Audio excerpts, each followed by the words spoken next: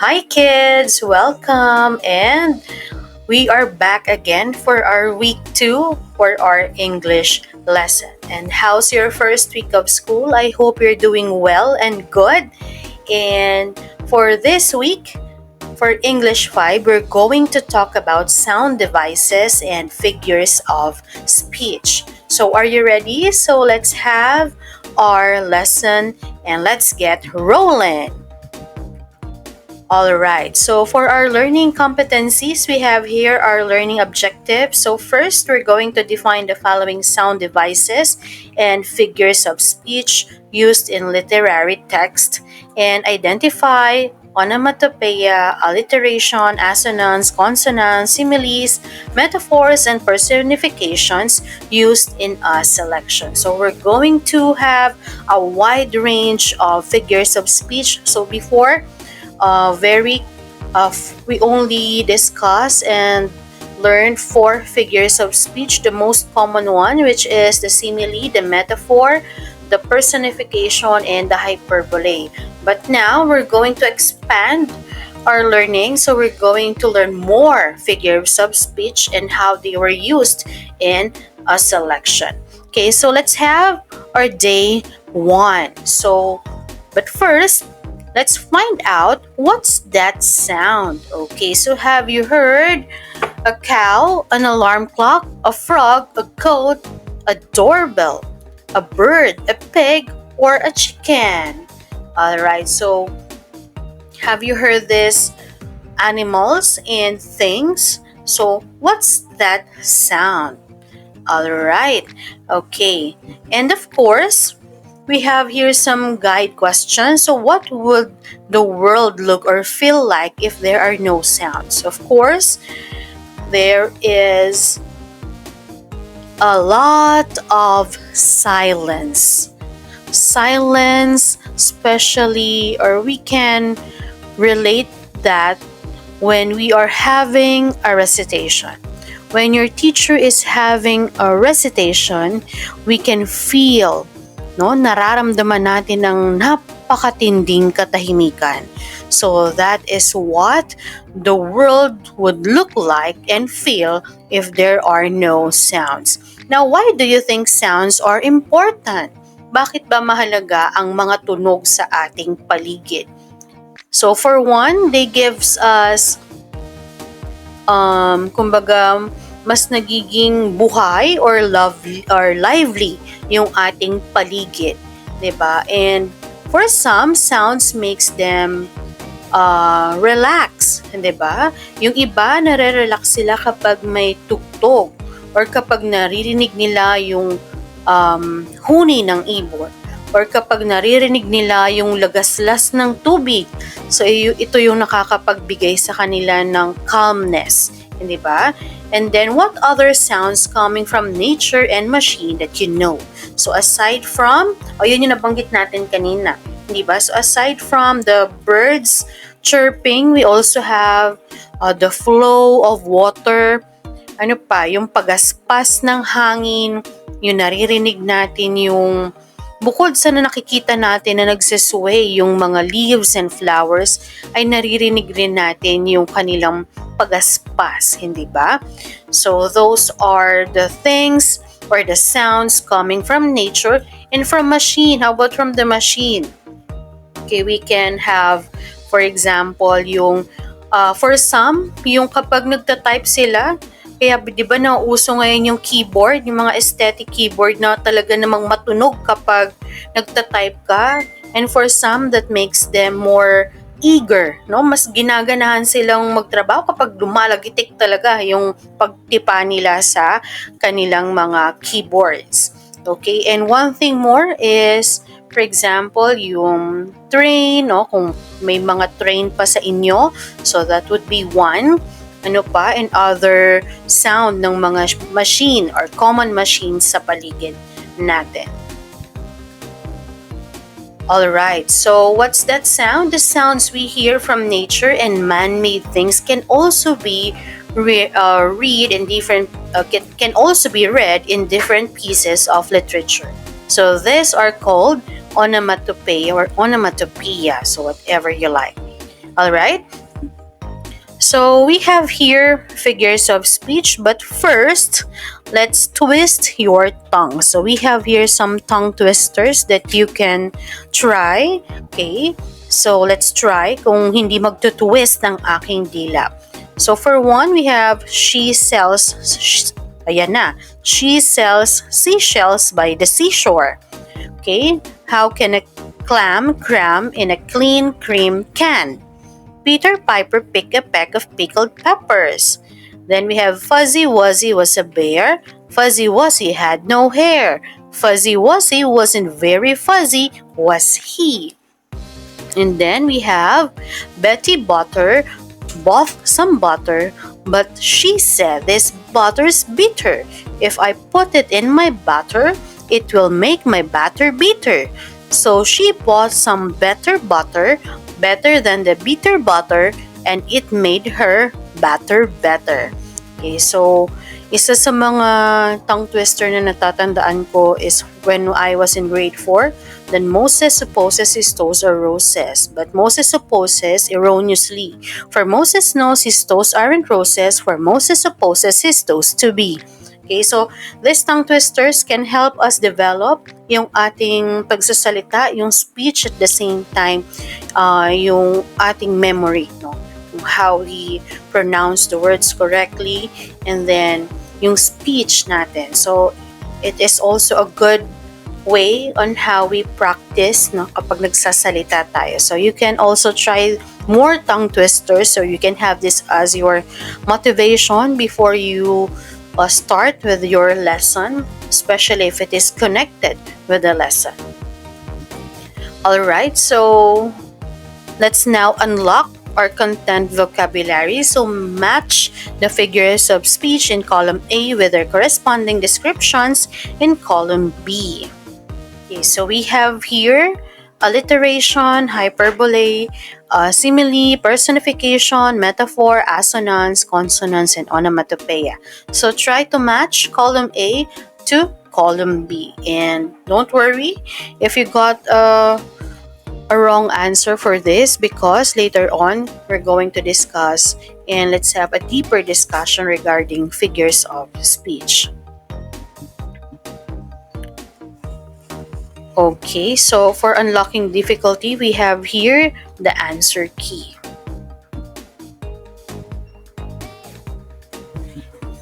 So for day 2 and day 3, so we have here the discussion about the figures of speech. So perhaps for day 2, you can have the figures of speech, the different figures of speech. And for day 3, we can have the selection and how the figures of speech were used in these specific selections. Okay, so a figure of speech is when we use words in a special way to make our language more interesting or to create a certain effect. Figures of speech make language more colorful and engaging. It is like adding a special touch to what we say or write to make it more creative and fun, thus creating an impact. We can find figures of speech not just in stories and poems, but also in greeting cards, advertisements, newspaper headlines, and even in the way people talk about sports, music, and other topics they are passionate about. So, yung ating figures of speech raw ay ito yung paraan natin ng paggamit, no, ng ating mga salita sa okay naman, makabuluhang bagay naman talaga, but ito yung ginagamit natin siya para mas maging malikhain yung ating mga text. Okay, so para maging mas fun and engaging, mas matuwa yung mga magbabasa, especially kapag nagra-rhymes, pag nagra-rhyme yung ating mga poems. And at the same time, hindi lang dito, ginagamit din natin siya when we are writing greeting cards, ginagamit din kapag may commercials and advertisements. And then, for some, mga headlines para maging mas catchy yung headlines natin, gumagamit tayo ng figures of speech. Pero, hindi rin basta-basta because there are rules that we need to remember in creating headlines, especially for news. Okay? And even the way people talk about sports, music, and other topics na para maging mas interesting sa mga readers nila. Okay, so sa Tagalog, ito yung tinatawag nating tayutay. No, hirap na hirap sa tayutay, pero yung pala sa English meron ding katumbas. It is the figure of speech. Okay, so let's start with a metaphor. So what is a metaphor? So Lee Charts explains that metaphor compares two unrelated things by stating one is another, despite not being literally true. For instance, It's Raining Cats and Dogs uses the phrase metaphorically to convey heavy rain. So metaphors rely on the associations created by non-literal language rather than sentence mechanics. So again, sa madaling salita, okay, so meaning to say, a metaphor is a figure of speech that makes a comparison between two unrelated things by stating that one thing is another thing directly, even though this is not literally true. So for example, it's raining cats and dogs. She has heart of gold. Okay, so sa Filipino, tinatawag nating metapora na kung saan direkta nating inihahalin tulad ang isang bagay sa isa pang bagay, kahit na wala silang kaugnayan at walang katotohanan. Okay? So, hindi ito gumagamit ng gaya ng, tulad ng. So, ito ay directly comparing two unrelated things. Okay, so example, it's raining cats and dogs. What else? Sa Filipino, sa Tagalog, siya ay kawayan sa tibay. Direktang kinukumpara o inihahalin ng kawayan. Okay. So that is metaphor. Alright. So next we have simile. Simile is like a metaphor, makes a comparison between two unrelated things. However, instead of stating that one thing is another thing, as in metaphor, a simile states that one thing is like another thing. To stick with cats and dogs, an example of a simile would be to say they fought like cats and dogs. Okay, so Anthony used to be as strong as an ox. So what is the difference between simile and metaphor? So si simile sa Filipino, simile rin ang tawag natin, pero ang mas maayos na salin nito ay pagtutulad. Ang metaphor naman ay pagwawangis. Madali silang malaman, no, ma-distinguish dahil si simile ay gumagamit ng like. Okay, ano pa? As strong as, yung as, and then the adjective, and then as. Yun yung mga patterns niya. Unlike metaphor, which is directly comparing two unrelated things, simile uses the words or phrases as, adjective as, or like. Alright? Sa Filipino, yung simile o pagtutulad ay tulad niya ang tala sa langit. Okay? So pag metaphor, tala siya sa langit. Direkta, tala siya sa langit.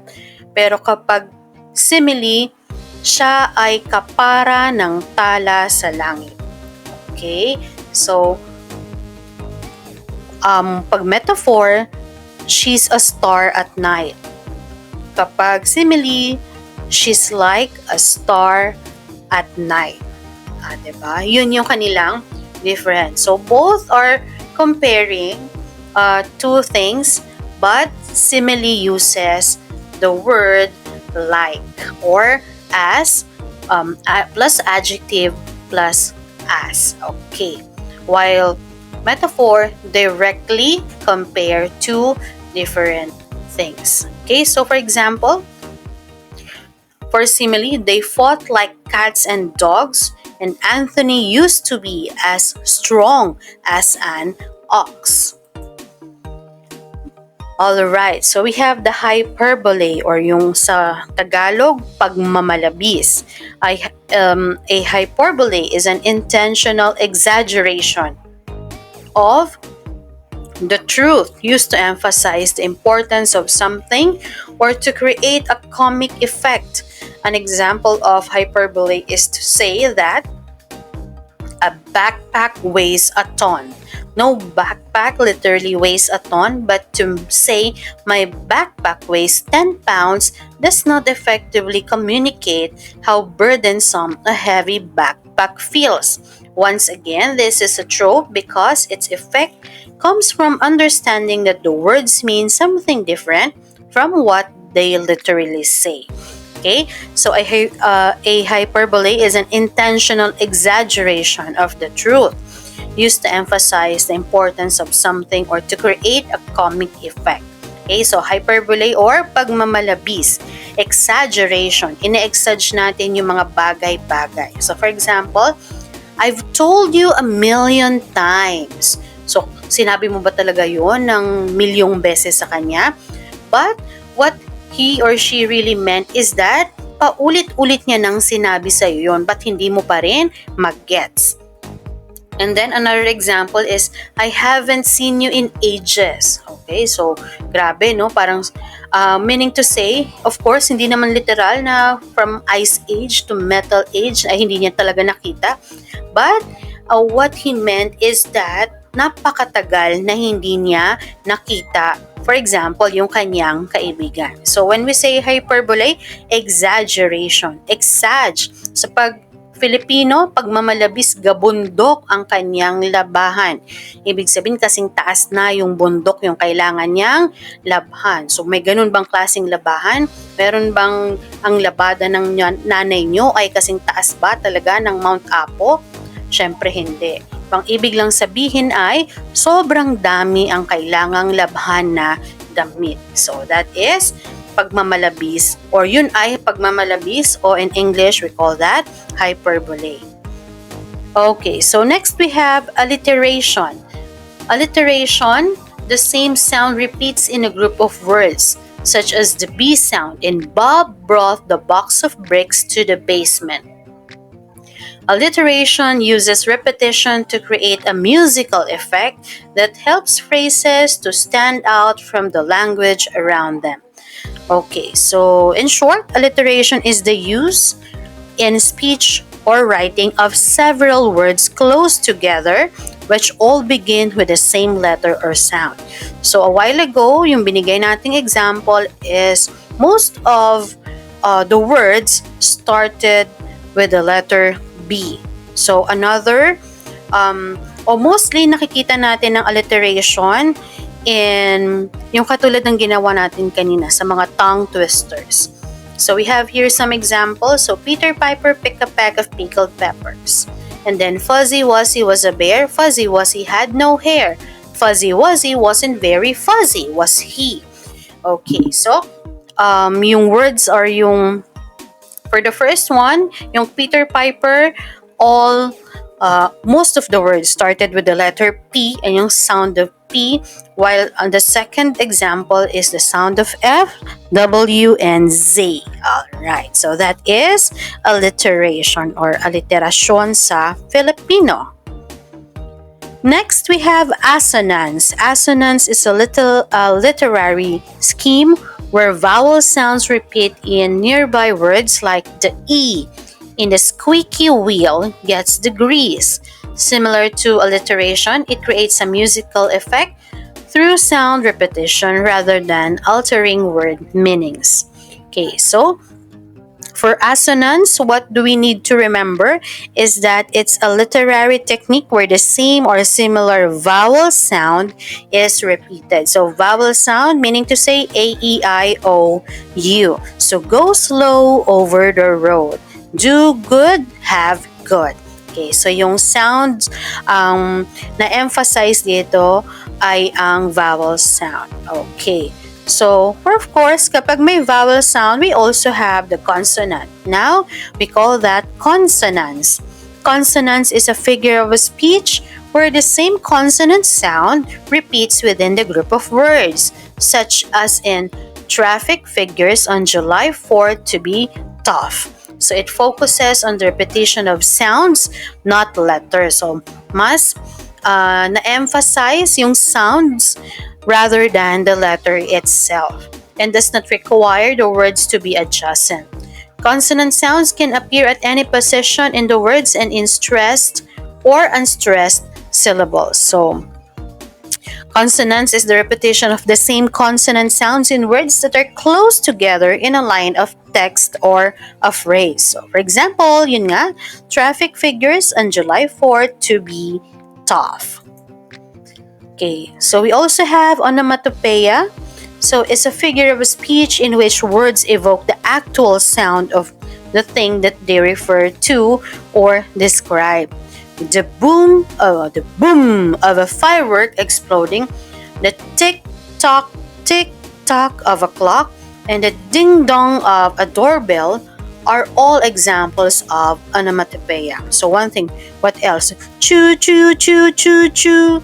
Yung choo-choo train, okay, yung tweet of yung chirping of birds, okay, or shh, shh, shh, or for example, that's the flow of water, okay? Zzz, zzz, zzz, the sound of a bee. Alright, so onomatopoeia is a figure of speech in which words evoke the actual sound of the thing they refer to or describe. So, okay, so I've given you examples for onomatopoeia. Okay, so we also have personification, or sa Tagalog, pagsasatao. Okay, wherein personification is a figurative language technique where non-human entities are given human traits, as illustrated by describing rain as indifferent to a wedding guest. This technique enhances vivid descriptions, encourages fresh perspectives, and reflects how humans often attribute emotions to non-human elements, capturing the human experience more powerfully. Or personification is a type of figurative language in which non-human things are described as having human attributes, as in this sentence. Okay, so for example, the sun kissed me while I was clicking a picture. So talaga bang hinalikan ka ng araw? Kapag nangyari yun, sunog ka, dear. Alright? Then the flowers dance to the wind. So binibigyang buhay natin yung mga bagay na walang buhay, yung mga ugali ng tao ay inilalagay natin sa mga bagay na walang buhay. Alright? So for example, yung malimit natin tong makikita sa mga kwento, wherein for example, yung lapis na nagsasalita. Okay, what else? Yung basura, no? Hinahabol siya ng mga basurang itinapon niya sa daan. So literal ba na tumatakbo at humahabol ang ating mga basura, o yung mga lagi nating naririnig, hindi ba? For example, hinahabol siya ng plancha kasi gusot yung kanyang damit.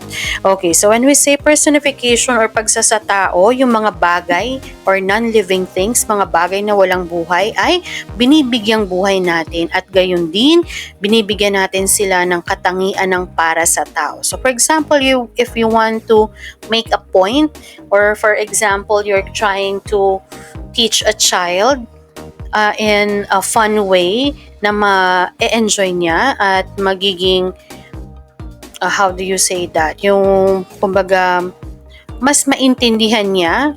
For example, you're teaching your child to be how to clean the house, o yung mga values na pwede nating ituro. So for example, fables, yung ating mga pabula, 'di ba? Yung mga hayop ginagawa natin silang parang tao na nagsasalita, and then they are teaching children or learners how to be good. So laging may moral lesson yung mga stories nila. So that is an example of personification. Alright, so this time let's have a selection, and we have a poem entitled The Familiar Sounds in Our Home by Rocky James G. Sarasua.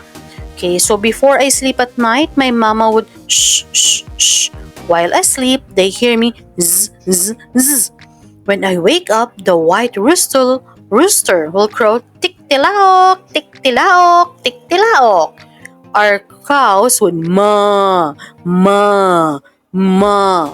Our ducks would quack, quack, quack, quack. The minute Maya's will tweet, tweet, tweet, tweet, tweet, tweet. Our pet brownie will bark, arf, arf, arf, arf.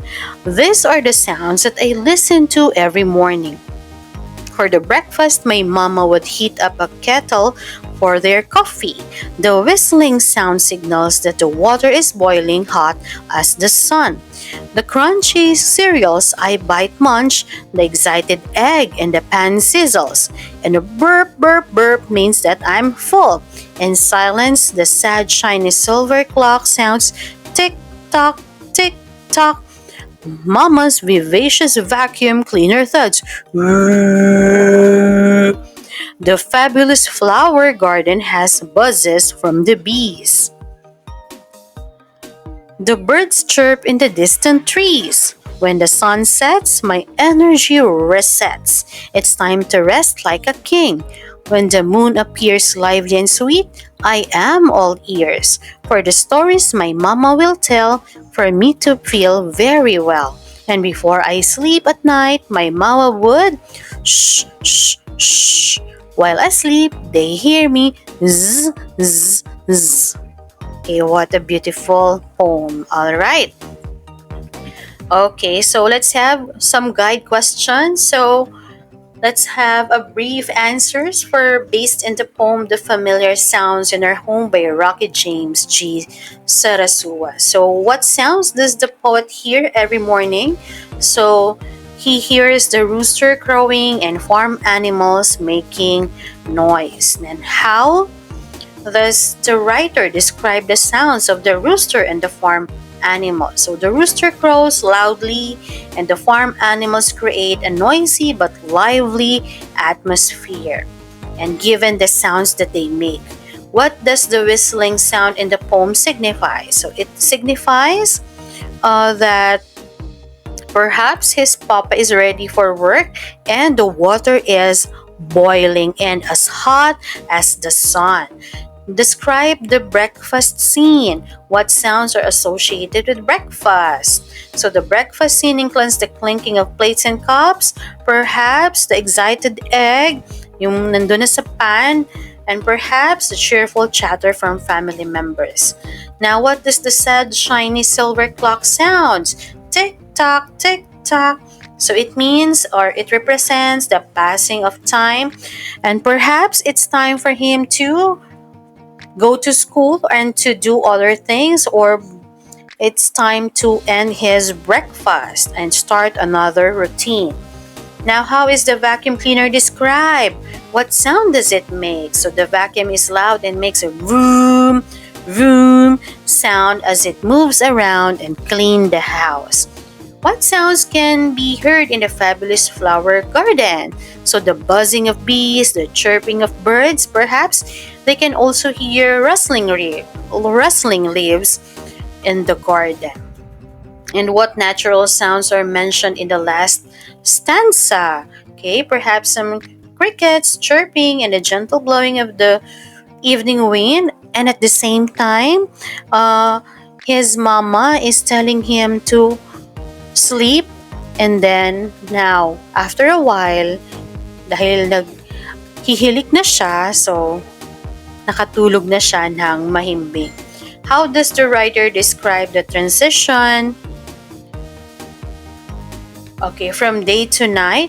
Okay, the sounds grow softer and calm, quiet mood settles over the home.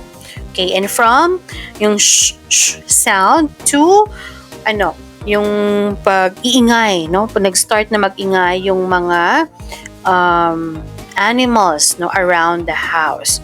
Now, what feelings does the writer experience listening to the stories told by Mama at night? So, the writer feels comforted, happy, and safe while Of course, we don't know if before going to bed, his mama is telling him bedtime stories or singing some lullabies for him to go to sleep. Okay. So next we have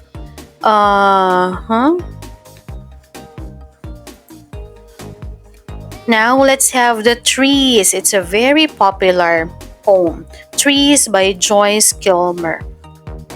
I think that I shall never see a poem lovely as a tree whose hungry mouth is pressed against the earth's sweet flowing breast, a tree that looks at God all day and lifts her leafy arms to pray, a tree that may in summer wear a nest of robins in her hair, upon whose bosom snow has lain, who intimately lives with the rain. Poems are made by fools like me, but only God can make a tree. Alright, very popular to. One of the best and one of the favorite poems. Okay, Trees by Joyce Kilmer. Alright, so now let's answer some guide questions. So, what's the central theme of the poem? It's the beauty of nature and the divine creation of trees, which no human work can match. For number two, how does the poet or the writer describes trees in the poem, and what words or phrases does he use? Alright, so the writer describes trees as living, graceful, and spiritual beings using phrases like a tree that looks at God all day and lifts her leafy arms to pray. Alright, for number three, why do you think the writer chose to write about trees, and what message is she trying to convey? Perhaps the writer honors trees to express admiration for nature and reminds us that God's creations are greater than us. Okay, and how do trees benefit the environment and living beings? Trees provide oxygen, shelter, beauty, and support wildlife and natural balance. In what ways can we contribute to conserving trees and protecting the environment based on what you've learned from the poem? Okay, so by planting trees, avoiding deforestation, recycling, and spreading awareness about nature's importance. Okay, so we have here number 6, identify examples of personification in the poem Trees. So, and how does personification help conveys the writer's message? So lines like a tree that looks at God all day personify trees as praying and feeling beings, making the reader connect emotionally to nature. So for number 7, what is the difference between a simile and metaphor? So any examples in the poem? A simile compares using like or as. A metaphor is a direct comparison. The poem mainly uses metaphors like a tree whose hungry mouth is pressed without like or as. How does the writer use imagery to describe trees, and what pictures do you see in your mind when you read the poem? Okay, he uses vivid descriptions like leafy arms, snow has lain, which create mental images of trees' life in different seasons. Okay, question 9. Okay, so we're going to find instances of alliteration or consonants in the poem. Okay, phrases like poems are made by fools like me show soft repetition of sounds adding to the poem's musical quality. And discuss the symbolism in the poem. What do trees symbolize in the context of nature and environmental conservation? So, trees symbolize life, faith, nature's purity, and God's unmatched creative power. Alright, and of course, what have you learned from the things that we have discussed? So, you can write the topic that you already knew. So, for example, among those figure of speech, alin ba doon yung alam na alam mo na? And then the topic that I just learned, ano ba yung, for example, sa parts of figures of speech na ngayon mo lang nalaman? And then for example, with the selection, ngayon mo lang ba narinig yung poem about yung unang selection na binasa natin about a boy, okay, um, who is describing what is the morning like, in their home, and then of course the trees by Joyce Kilmer, and then the topic that I still want to learn more. Okay, so meron ba na figure of speech that you still want to learn, or you want to learn more poems na nagbibigay sa atin ng napakaraming figures of speech? And for day 4, we have here your formative assessment. Okay, so you are going to write through if the statement gives a correct idea and false if otherwise. Okay, so you can read it silently and figure it out if it is true or false.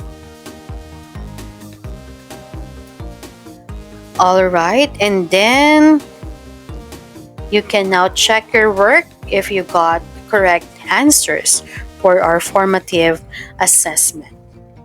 All right. And of course, that ends our lesson for this week. Thank you so much for being with me for at least 30 minutes. And I hope you learned something and medyo nalinawan tayo sa mga bagong figure of speech na ating natutunan. And for some na medyo may alam na, they already knew most of the figures of speech that we discussed. So I hope na na-deepen yung inyong understanding about the figures of speech and the use of sound devices.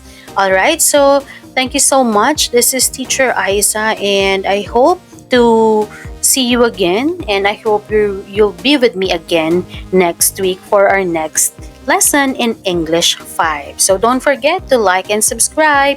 Thank you and God bless. Bye.